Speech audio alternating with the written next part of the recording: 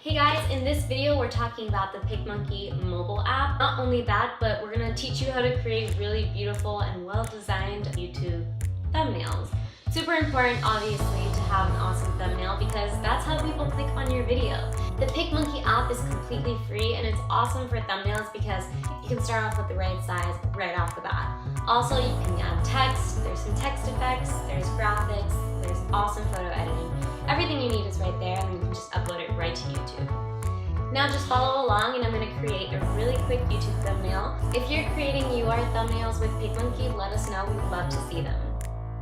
The first thing you're going to do is of course open the PicMonkey app. Once you choose your photo from your camera roll or your hub, you'll want to go ahead and crop it. You click the crop icon at the bottom left and just keep scrolling until you see the YouTube thumbnail. You'll be able to resize it and crop it however you wish. Once I'm happy with my crop, I like to start adding some text. I'm going to add the title of my video and I'm going to add a space in between each of my letters.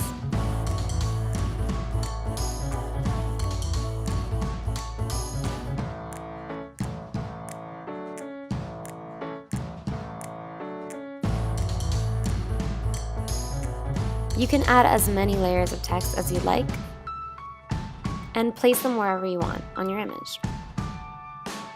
You also have grid alignments to help you keep everything centered.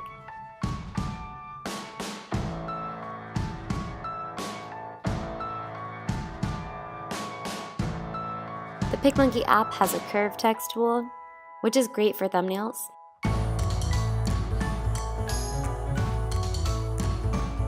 And you can add a drop shadow. You can bring down the opacity.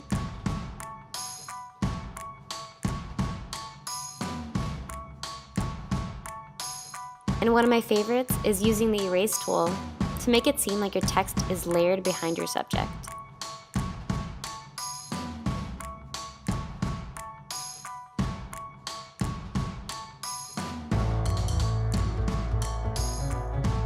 Awesome. For this thumbnail, I'm going to keep it simple, so I'm going to paint that text right back on and bring it back to the center. Something else you can do is transform text. So I'm going to duplicate it and change the color. You can pick one of our preset colors or use the color picker. To choose a color from your image.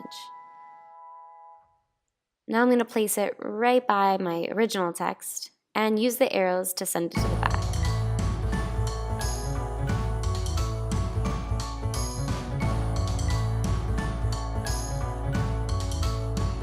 I'm going to save it to my camera roll. And now I'm ready to go.